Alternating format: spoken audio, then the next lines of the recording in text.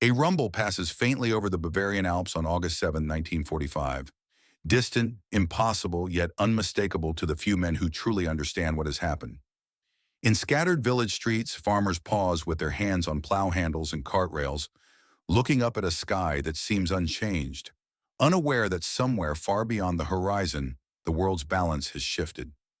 Hundreds of kilometers away, in Berlin's gutted academic quarter, surviving physicists gather in makeshift offices lit by broken windows and dim lamps, crowding around a battered radio set as an announcer reads Washington's statement. A single American bomb has destroyed a Japanese city named Hiroshima. The room is heavy with plaster dust and the sour smell of burnt wiring. Rain seeps through damaged roofs. Distant trams grind along twisted rails outside. As the words reach them, new and revolutionary bomb, harnessing the basic power of the universe, the atmosphere changes almost imperceptibly. There is no applause, no exclamation. First comes a stillness, then the quiet rustle of papers, the faint creak of a chair, a hand reaching for a slide rule. Those who have spent 6 years thinking in cross-sections and neutron fluxes understand at once what this claim means. It is not a propaganda boast. It is a technical description. For years, Germany's leading theorists and experimentalists, Werner Heisenberg with his chalk-stained calculations, Kurt Diebner with his rough practical designs, Carl Friedrich von Weizsäcker with his ambitious memoranda, had argued over how close they stood to making the atom useful for war. They had sketched reactors on blackboards, stacked uranium cubes into lattices, and calculated critical masses that always seemed just out of reach. Now the answer arrives not as a journal article or secret report, but as a ruin described from half a world away, a city erased in seconds. As the radio crackles into a burst of static and falls silent, the small group looks at one another, every face dusted in gray. There is disbelief. Surely the Americans are exaggerating. There is dread. If the claim is true, it means an entire chain of decisions within Germany was wrong. And there is a deeper, quieter realization that does not yet find words. Somewhere along the path from blackboard to battlefield, they have been overtaken. The chalk formulas on the walls, the crates of uranium stored in cellars, the cautious memos sent to cautious officials. All of it now feels strangely small beside the image forming in their minds of a single bomb, a single flash, and a city that is no longer there. In 1939, months before Europe erupts fully into war, the air in Berlin is thick with flags, marching bands, and speeches echoing through loudspeakers. Yet inside the hushed corridors of the Kaiser Wilhelm Institute, a very different sound dominates. The scratch of chalk on slate, the soft clink of glassware, the low murmur of men arguing over equations. In a modest laboratory in Dahlem, uranium has behaved in an unexpected way under neutron bombardment, yielding fragments in energy far beyond ordinary chemistry. To outsiders, it is another obscure experiment. To those in the room, it hints at something that could alter the nature of power itself.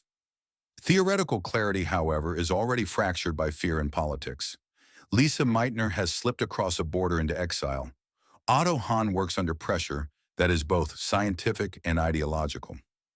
Younger physicists whisper in corners about what it would mean if a chain reaction could be sustained, if the energy of the nucleus could be released not slowly in a reactor, but in a sudden, devastating burst. As news of the experiment circulates, some see reactors producing heat and electricity after the war. Others see weapons capable of destroying harbors and cities. When the Army Weapons Office takes notice and seizes partial control of nuclear research, the Uranium Club, forms on paper. In practice, it never becomes a single focused project.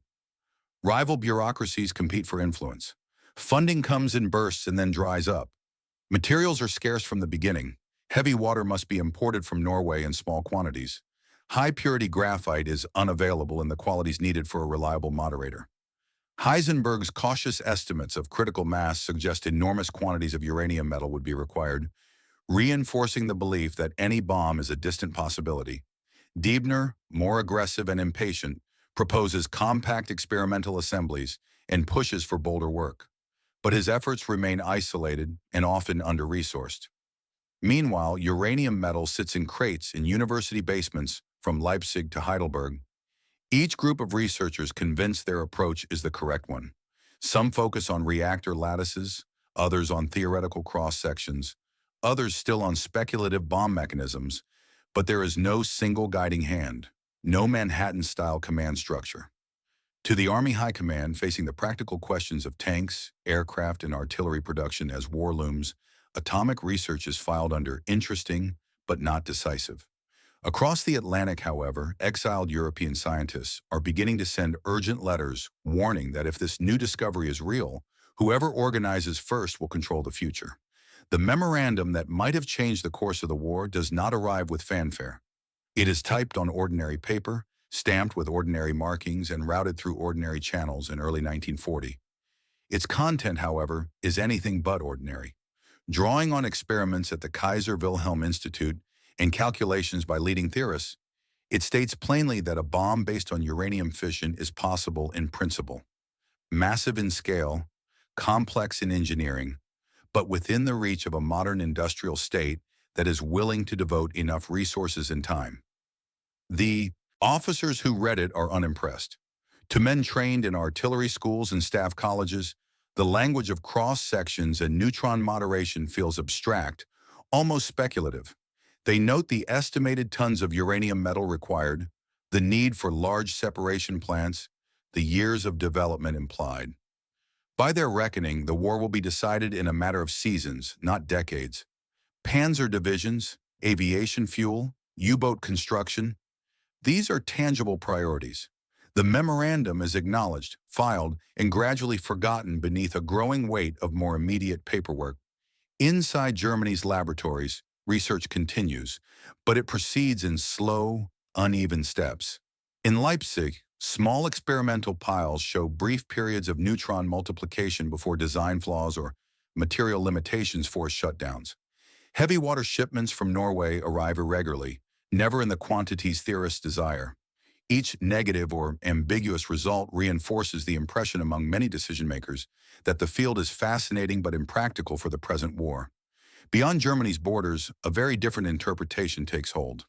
Allied intelligence analysts, aware of the caliber of physicists working under the Reich and fearful of what a concentrated nuclear effort could produce, assume the worst. In London and Washington, reports circulate suggesting that German science may be racing ahead in secret. That fear eventually drives operations like the sabotage of the Weimar heavy water plant in 1943, raids that risk lives to deny Germany an advantage it is not, in fact, close to using. By mid-1942, Heisenberg refines his calculations and concludes that a bomb would require significantly more fissile material than initially thought. He presents this in a way that emphasizes difficulty and long timelines. Senior officials, already overburdened by a widening war on multiple fronts, hear only that such a weapon will not be ready in time to matter. Funding stagnates, priority slips further, and the possibility of an all-out nuclear program recedes into the background noise of a total war economy that believes it has more urgent fires to fight. By the time some German physicists begin to suspect that they might be in a race, the contest has already taken on a shape they cannot imagine. While they refine small experimental lattices in cramped cellars and requisition modest supplies of uranium, the United States has launched a program on a continental scale. The Manhattan Project is not a single laboratory, but an entire hidden nation within a nation, its outlines spread across maps that no German planner will ever see. In the hills of Tennessee, a quiet valley is transformed into Oak Ridge, a guarded city of tens of thousands almost overnight. Barbed wire and guard posts encircle miles of industrial plants devoted to separating uranium isotopes by electromagnetic and gaseous diffusion methods. In the Washington Desert along the Columbia River, vast concrete structures rise at Hanford, housing reactors whose size dwarfs anything contemplated in Europe. These reactors turn uranium into plutonium, a second path to a bomb that German theoreticians have discussed but never pursued with comparable resources. At the center of this sprawling effort is Los Alamos, a laboratory in the New Mexico mountains where many of the world's leading theoretical and experimental physicists, Fermi, Szilard, Bethe, and others, work under a unified command. Here, weapon design is not an abstract possibility tacked onto reactor research. It is the central mission. Problems of critical mass, implosion symmetry, and detonation timing are tackled in parallel with metallurgy, explosives engineering, and high-speed diagnostics. Mistakes are recorded, studied, and used to accelerate progress rather than to justify retreat. Back in the Reich, the picture is very different. Heisenberg's Bu-8 reactor assemblies consist of uranium cubes suspended in heavy water within modest tanks, their configurations altered step by step in search of a sustained chain reaction. Diebner's more compact sphere lattice experiments probe similar questions in more aggressive geometries, but both efforts are constrained by shortage of material, damaged infrastructure, and intermittent funding. Scientific rivalries and institutional jealousy fragment the program further. No single authority can compel all the disparate groups into one direction. By 1943, as Allied bombing intensifies, industrial priorities shift decisively toward immediate war needs: aircraft repair, fuel production, and weapons already in service. Uranium shipments are delayed or diverted, experimental setups are dismantled or moved to rural sites for safety. Senior leaders, never fully convinced that atomic weapons are more than a theoretical curiosity, see no reason to reallocate scarce resources from visible, conventional armaments to projects that promise results only in some undefined future. The gap between the German and American efforts is no longer measured in months of work, but in entire orders of magnitude of scale. Under Colonel Boris Pasch, a veteran of counterintelligence operations, and guided by physicist Samuel Goldschmidt, teams advance alongside frontline units through eastern France. Every liberated town brings new fragments, abandoned papers, evacuated labs, scientists on the run, and rumors of uranium shipments that never reach their destination. The deeper they move, the more the feared German atomic giant appears less like a monolithic threat and more like a disjointed collection of stalled experiments. In Strasbourg, they seize Werner Heisenberg's research documents left behind in haste, pages thick with equations, reactor geometries, and theoretical musings. The notebooks reveal brilliance, but also caution.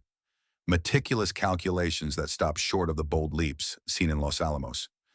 There is refinement, but not acceleration. Theory without industrial leverage.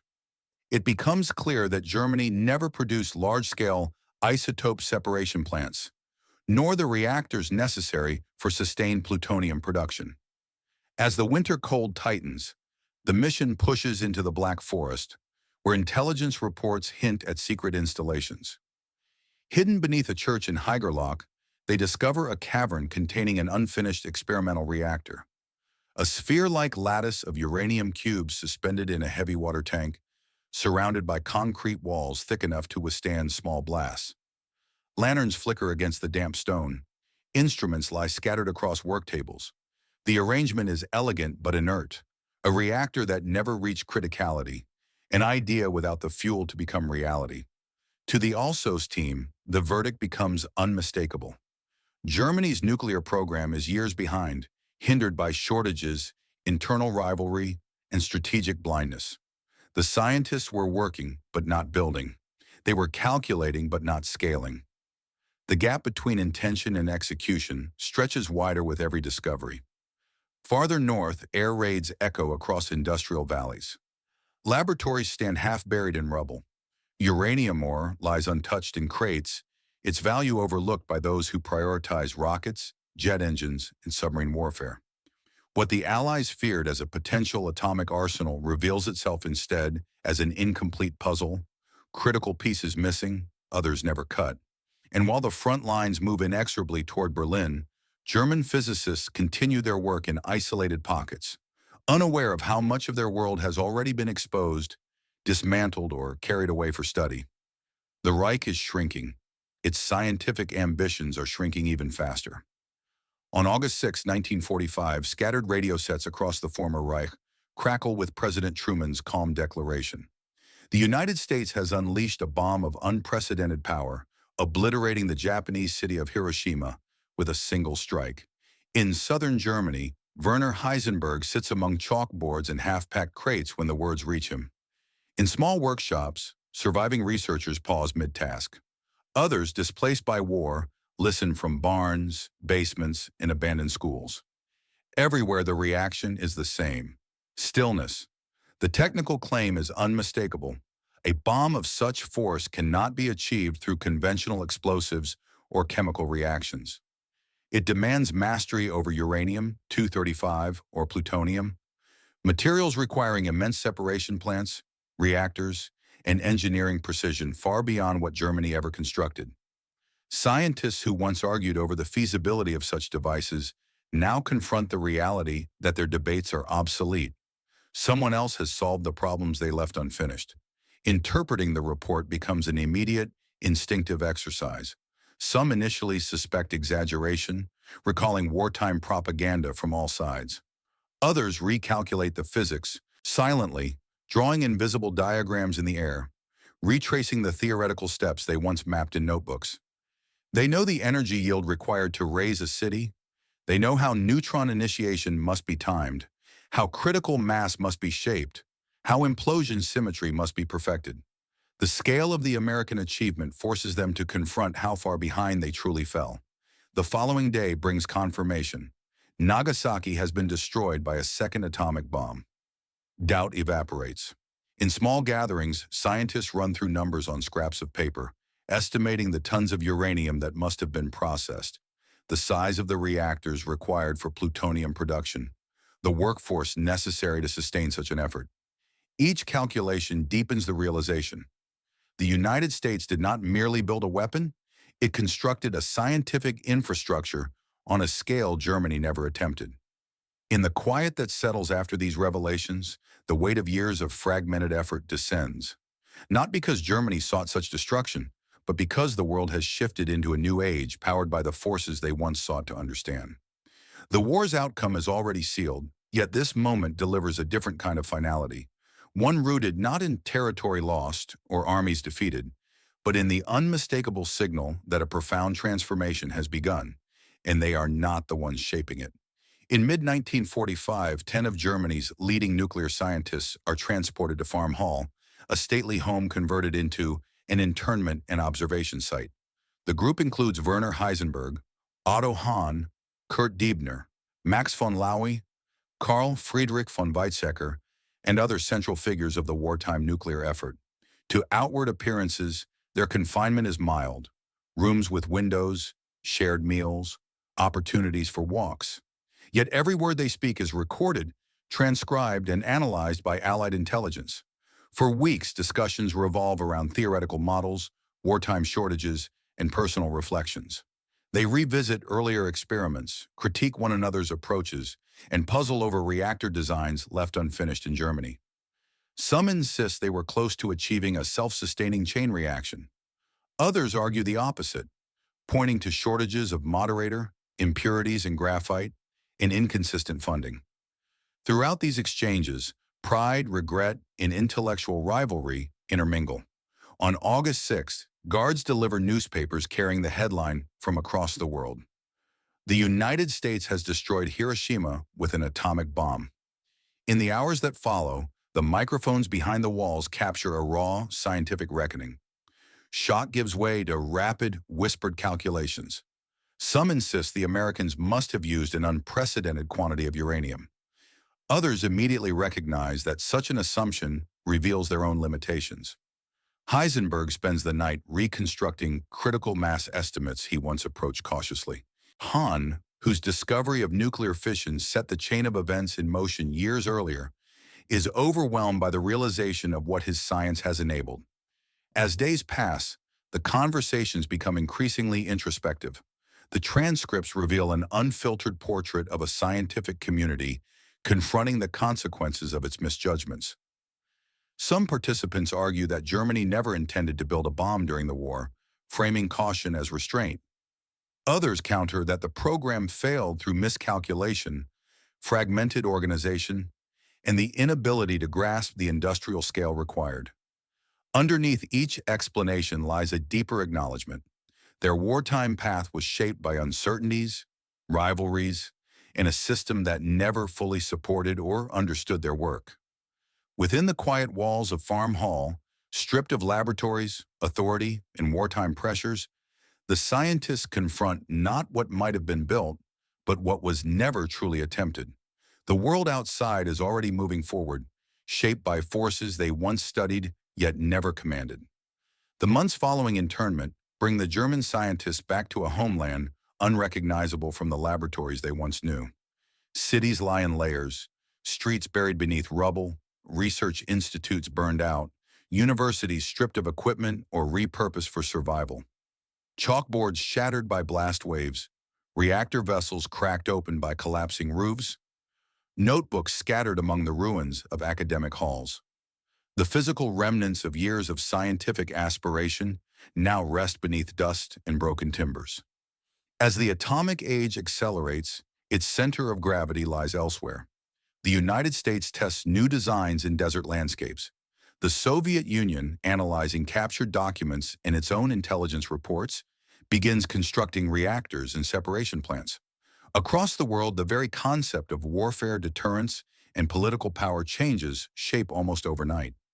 The splitting of the atom has become not only a scientific achievement, but a geopolitical transformation. For the German physicists returning to civilian life, the realization is profound. Their wartime work, once debated passionately in meeting rooms and cellars, now feels like a distant prelude to a story written by others. Their theories contributed to the world's understanding of nuclear physics, yet the path from theory to global influence bypassed them entirely. Conversations among colleagues shift from what they hoped to achieve to what might have unfolded had their efforts been unified, resourced, or even fully understood by those in power. In universities slowly reopening under international supervision, new research begins under strict oversight. The focus turns toward peaceful applications, studying isotopes, teaching new generations, rebuilding departments destroyed by conflict. The question that lingers is not one of guilt or glory, but of missed trajectory. They once stood at the forefront of the field, and now they observe as nations with vast industrial systems shape the future. And yet, in quiet moments, walking past the remains of old laboratories, leafing through notebooks spared by fire, or hearing distant news of nuclear tests, there is an undeniable sense of standing outside a turning point in history. The energy they once sought to understand has reshaped the world's balance, its politics, and its possibilities. Their own role becomes a shadowed outline, influential but incomplete. As Germany rebuilds from ruins, the echoes of that lost scientific future drift through the empty corridors of abandoned research halls. The world has entered a new era forged by forces first glimpsed in their pre-war experiments, yet carried forward by others. What remains is the lingering imprint of possibilities never realized, and the quiet recognition that history's most powerful currents often flow beyond the grasp of those who first sensed them. If you've made it this far, you're one of us, searching for the truth behind the headlines and the courage behind the silence. Subscribe to the channel, and let's keep exploring the hidden wars, secret operations, and untold fates that shape the world we live in.